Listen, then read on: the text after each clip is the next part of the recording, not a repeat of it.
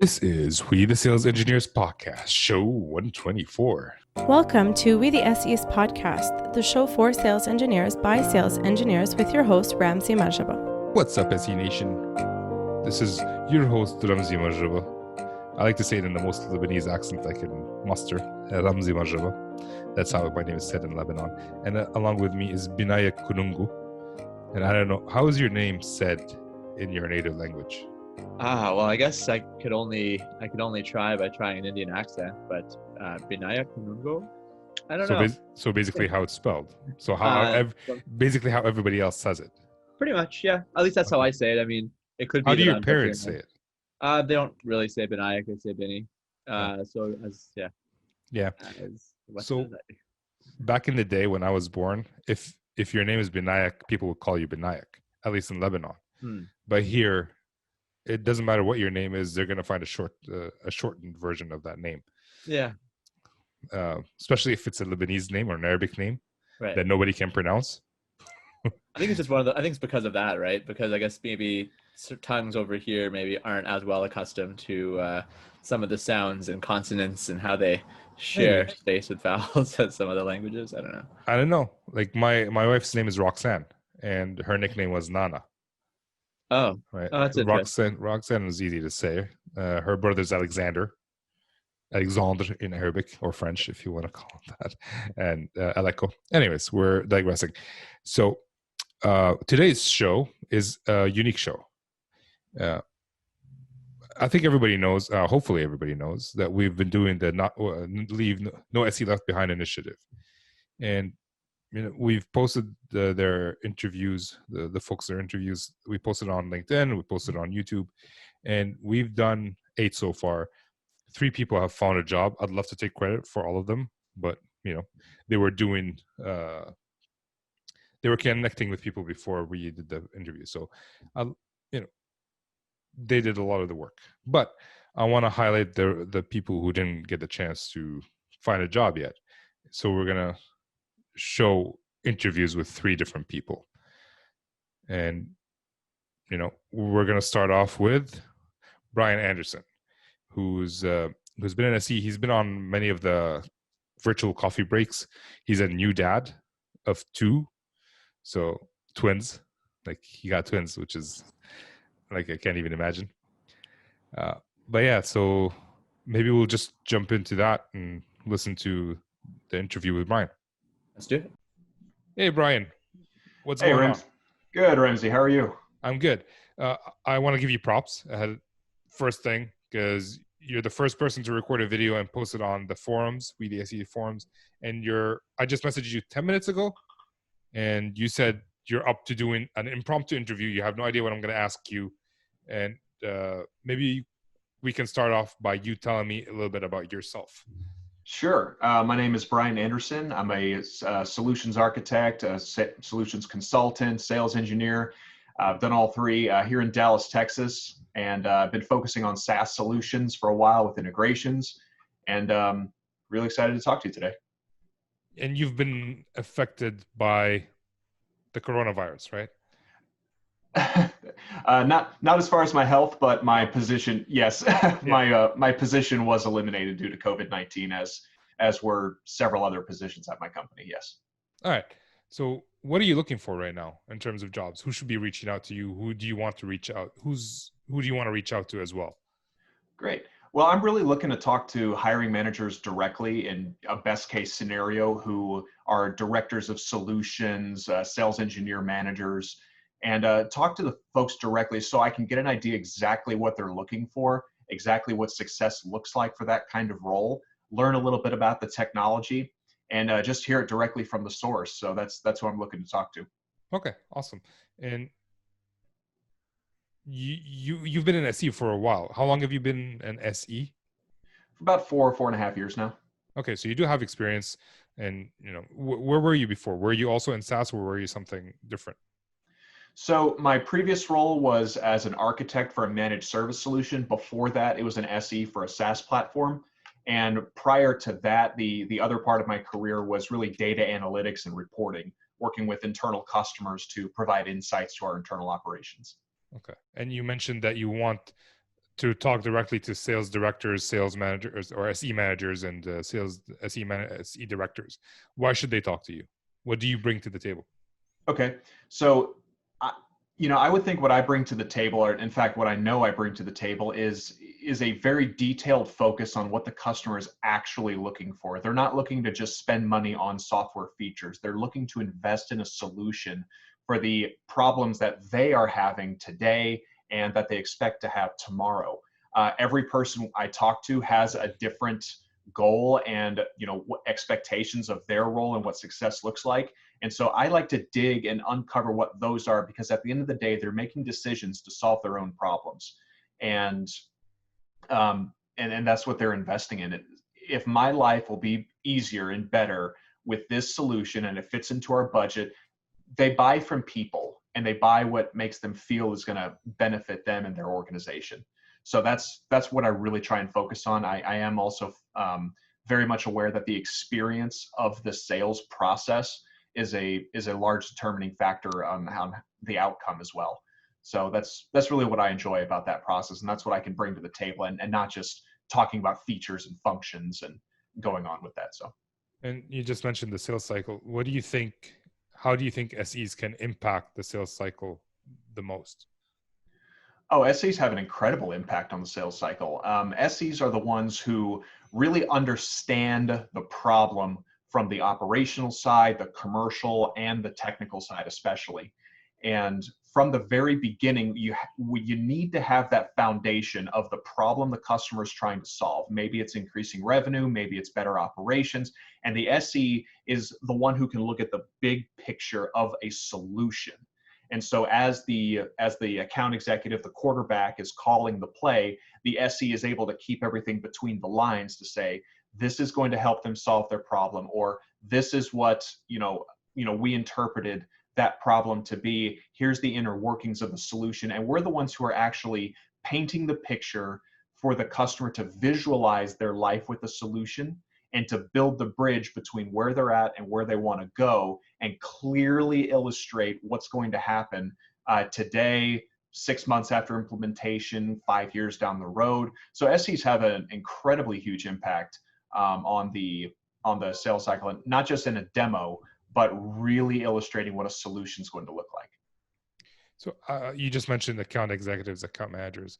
A lot of SEs, or at least some SEs, complain about their relationships with their account managers.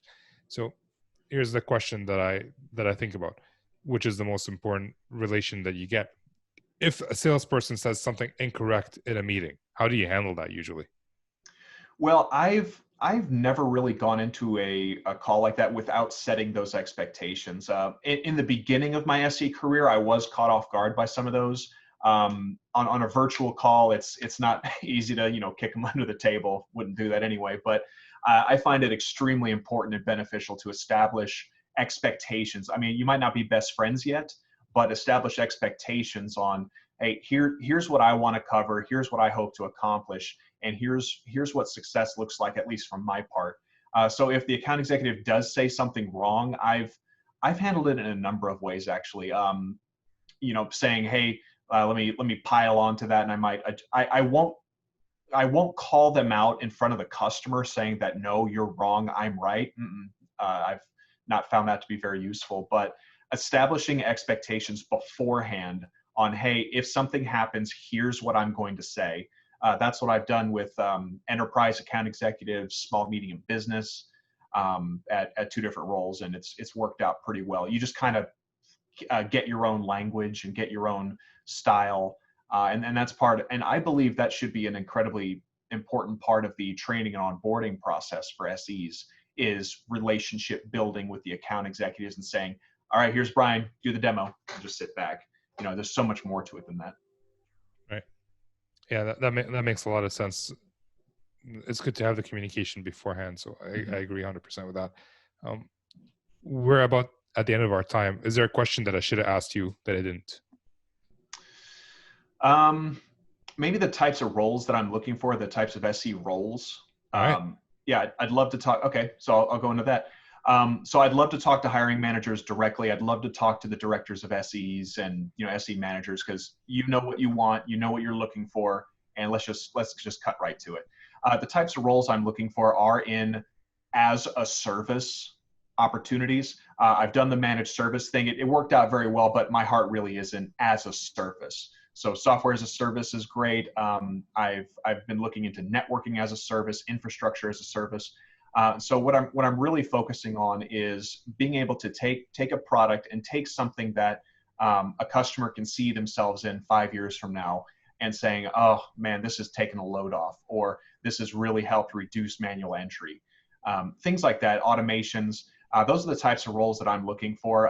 Company size, not too particular on that. Startups, well-established Fortune company. I've been with a couple different Fortune large companies, so I can fit in either one. I am based here in Dallas, Texas. I'm needing to stay here, so remote is just fine for me. Open to a bit of travel, and yeah, just looking to hear from, looking to connect. Awesome. Where can they connect with you? They can connect with me on LinkedIn or by email, brianwanderson@live.com. All my contact information is on LinkedIn. That's a good first stop. Awesome, man. I appreciate you jumping on such short notice and doing a good job chatting with me. So thanks, man. And we'll see you later. All right. Thanks, Ramsey. All right. Well, that was Brian Anderson. Thanks, Brian, for actually taking the time. He was the first one to do it. And if you want to see Brian's video resume, you can go on the forums, readthesalesengineers.com/forums, and check out his video resume where he talks to the camera for 5 minutes straight. He actually did it like there's no edits. It's just him talking to the camera for 5 minutes straight, which is, I know how hard that is. Mm-hmm. But now we're going to go to Nirav Dave. Nirav is in Toronto, Canada. He's a friend of mine. I used to work with him at my current company. And he's been keeping busy, but he loves being a sales engineer, so he's looking for that. So, Benny, let's jump into that. Let's do it. All right, Nirav, welcome to No SE Left Behind. Tell me a little bit more about yourself. Hi, Ramsey. Good morning. Good morning. So I've been a network engineer for close to 10 years now, and also worked into an SE field, sense engineering field for close to a year. It has been a great experience so far. And as far as what I bring to the table for being an SE, I bring tons of experience, as well as my focus on customer service. Okay, so you're located where again? I'm located in Mississauga. It's a suburb in Toronto. Okay, so you're looking for either jobs in Toronto, Mississauga area, or remote work. Yes. Sounds accurate. Right. Okay. Yes. All right, and you've obviously been affected by this whole situation. So what have you been doing in the meantime? So in the meantime, I'm making sure that I keep my skills updated. I also talk to people in the industry in terms of my updating the skills. I've done certifications into cloud, into security, and on the side, and this I started this something like like you have been doing, No SE Left Behind, right? I started being a Shopify expert. So I've been doing business development in that regards. So I'm trying my best to keep myself busy, as well as keeping up to date with the current scenario. Okay. In Shopify expert, that's not really kind of your bread and butter. It's not like you studied that in university. You've been in networking for the last while. Why did you decide to go do Shopify, and how's that been going? It has been going great so far. I can't complain, I would say. And the reason I decided to go try doing that is because, I wanted to do something different. Again, networking, cloud security is something that I'm really focused in. But during the time, I wanted to do something different. I wanted to challenge myself, and I was very confident in my skills when it comes to, dealing with customers. So that way, I decided to do that, and so far it has been good. So you're still working with customers. You're building Shopify websites for them? Yes. Okay. Yes. So my primary focus is business development. So I talk to customers. understand their requirements, provide them a solution, and make sure that, I'm their first point of contact for anything they need, any communication that happens. So you're still sales engineering, basically. Yes. Okay. Just a little bit different. Yeah. If this is going so well, why are you still looking for a sales engineering role? The reason I'm looking for a sales engineering role is because, networking and technology overall excites me, right? And if I can combine my skills when it comes to dealing with customers as well as my technical skills, I think so. Sales engineering is a perfect role where I can marry the both together and thrive there. Okay. And based on your past experiences, what has your role been in the sales cycle? In the sales cycle, it comes anywhere from discovery to pitching in a product and doing some presentations. Okay. And I know we worked together. You used to do also Yes. you did a lot of proof of concepts and based on what your account manager was requesting. Yes, does it sound that's accurate? correct. Yes. But where have you impacted the sales cycle most? Was it the discovery part or something else? I would say discovery, yes, for sure. And I was also involved in one of the projects where customer was trying to go through a lot of things when it comes to the POC, and it was quite a bit of challenge. So what I found most useful that time was to understand the customer's requirement and making sure you empathize with the customers. Okay. And you mentioned you've been working on some certifications. I don't know if you mentioned on this call or before we just started. What are the certifications you're working on right now? So as far as certification is concerned, I already worked on Azure and Palo Alto. I did PC and SE in Palo Alto. And the certification that I'm working on currently is related to cybersecurity auditing, which is the CISA certification. Okay. Why did you choose those? I wanted to, traditionally, I'm a routing switching guy. Okay. Yep. I wanted to expand, I do have knowledge into the field of cloud and security, but I just wanted to make sure that, I'm certified by the industry leaders in terms of Azure by Microsoft and, by Palo Alto. And also when it comes to auditing, in my original qualification is something related to is bachelor's in commerce, right? Okay. And auditing was a part of it. Again, it was accounting when it comes to auditing, but IT auditing and something that can also be it's something that I would like to explore. So it's just all these new things that I'm trying, for example, Shopify or CISA, all that comes out of my curiosity and my eagerness to learn. Okay. Is there a niche that you're focused on in terms of finding a job, or what's the industry you're looking after or looking at? As far as the industry is concerned, anything related to network industry is what I'm focused in. That also includes security. That also includes cloud. So I'm really focused into that. Okay. All right. Yeah. And here's a question that I wish people ask me during interviews. So I'm going to ask you. I don't know if you want me to ask you that. Is there a weakness that you've recently worked on and made it less of a weakness or made it even a strength? Yes, I would say so. When I was working as an SE, I found a little bit of a challenge when it comes to my presentation skills. Okay. And I took some Udemy courses. I did some mock presentations. I'm still doing it, and making sure that I work on those skills as well, because apart from developing your technical skill set, it is also very important to develop your soft skills like presentation as well. Great. All right. So if someone wants to reach out to you to offer you a job directly, not even interview you, just offer you a job, what would be the best way to do that? LinkedIn is the best way to get in touch with me. Okay. All right. Awesome. So we will have that on the leave no SE post, leave no SE behind post, so Sure. people can reach out to you there. It was a pleasure talking to you, Nirav. I worked with you in the past, and I enjoyed working with you. So good luck Thanks a lot. in the future, and we'll see you Thanks soon. a lot. Thanks a lot, Ramsey. All right. Well, thanks, Nirav. So here's the thing. We have the third interview that I wanted to highlight was Hugo Finol, but the interview was in, as Miguel Minci would say, Porto Spanish, or something like that. So I don't speak Spanish, and since Hugo's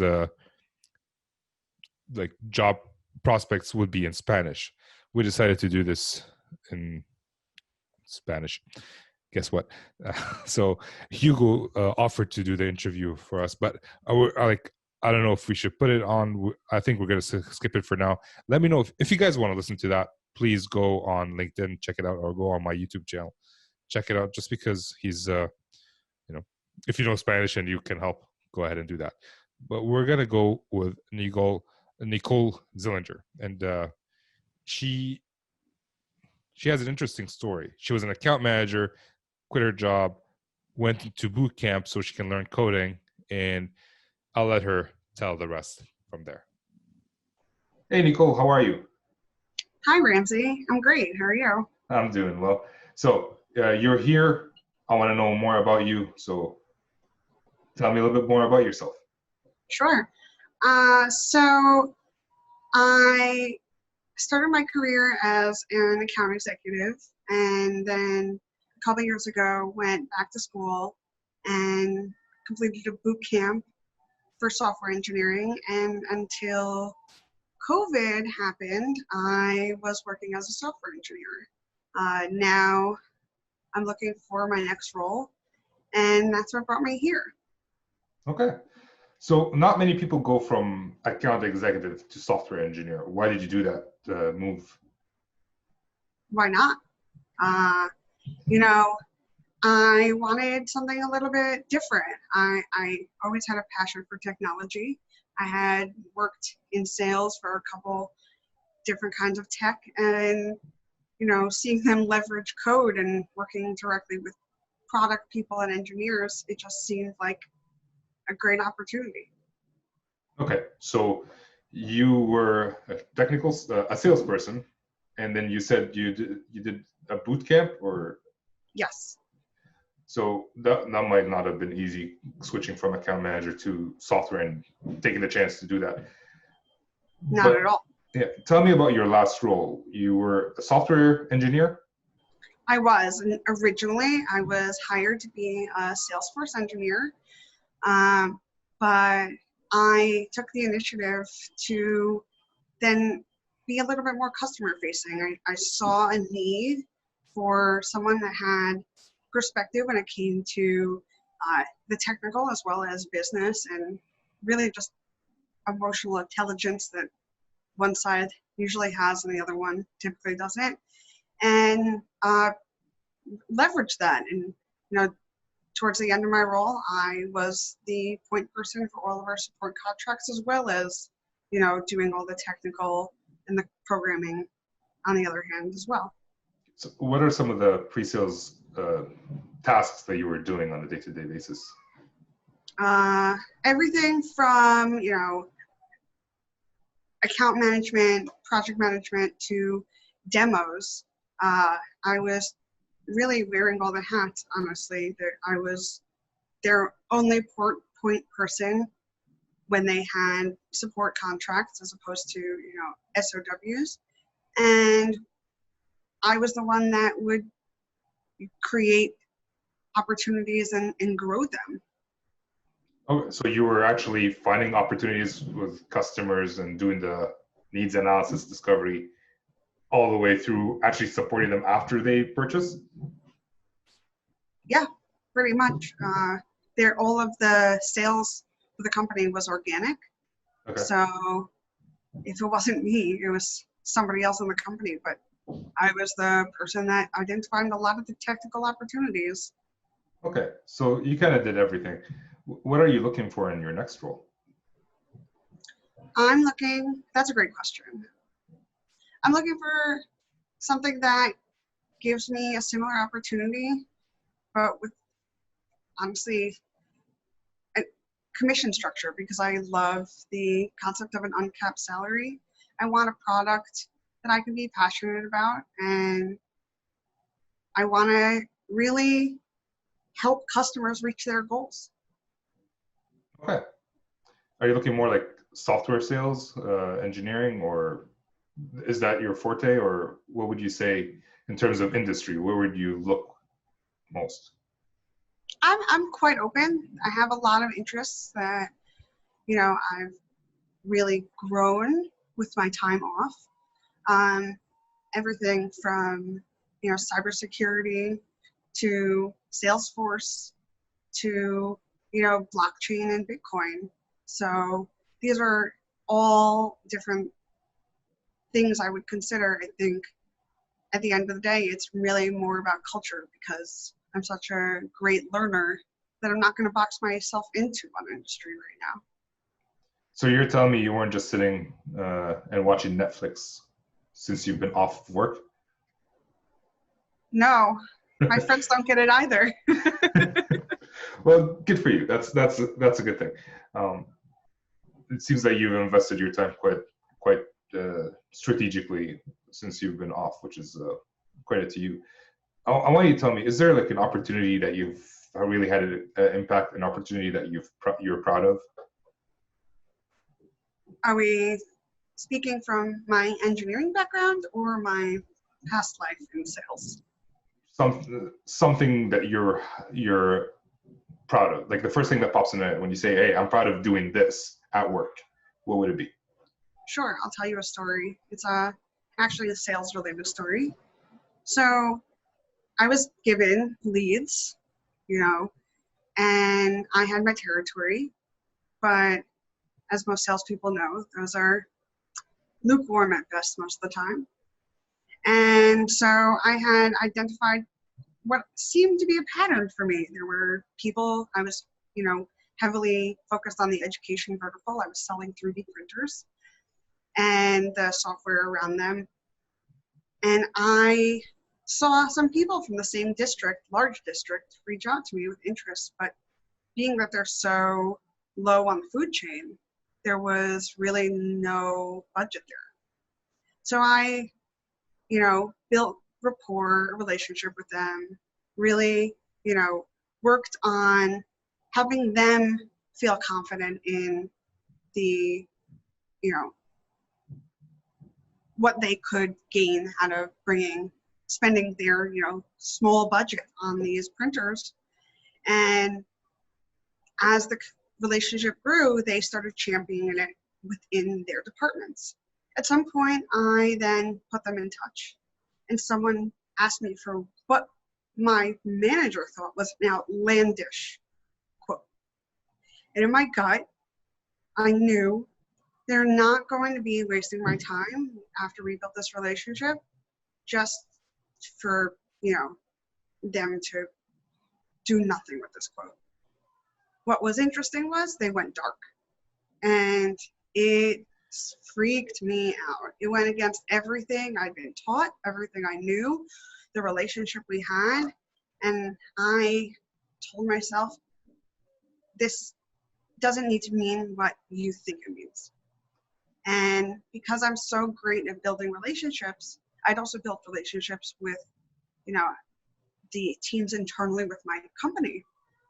So I reached out to the people that managed the orders from resellers, and it turned out that they had gone to a reseller, filled that order, sent in the PO, and I wound up getting credit for one of the biggest sales of my career. Nice. Good. You didn't let it go dark. You didn't just let it slip through the cracks. So that's great.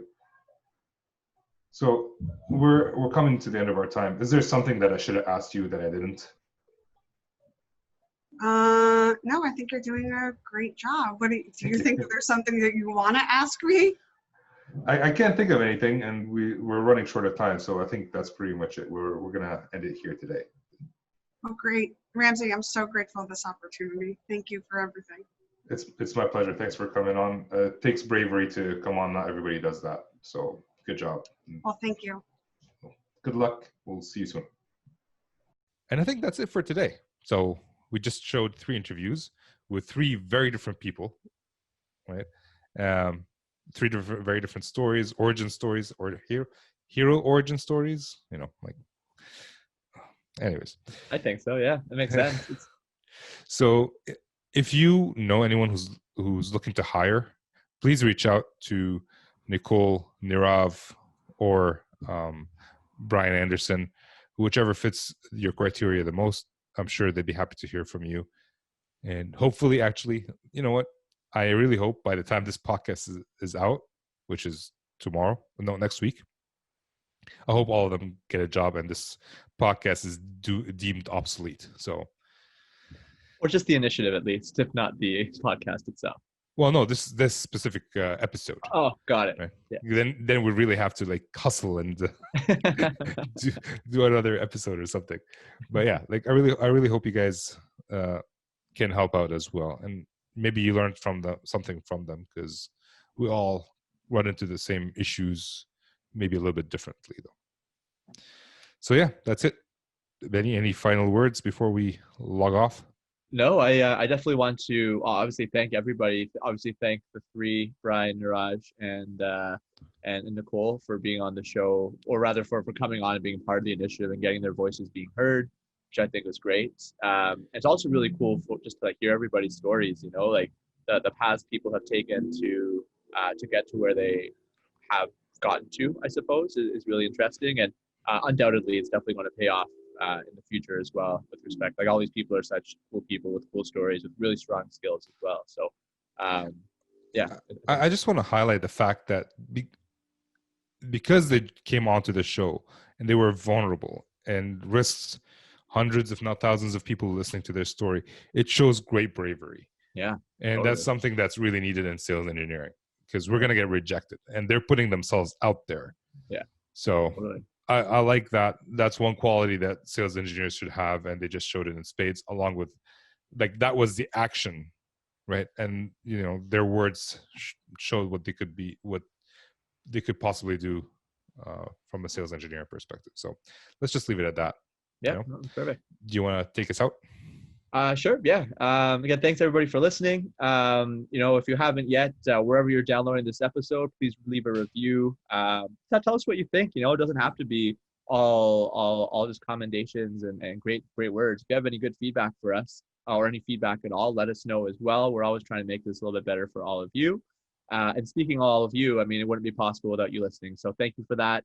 Anybody else we can help with the No SC Left Behind initiative, please continue to keep contacting us. We'll get you on, try to get you connected with as many people as we can. And until the next time, I'm Benny, and also for Ramsey, checking out, peacing out. What do we say at the end? Signing off. Signing off. Good one, buddy. Thanks.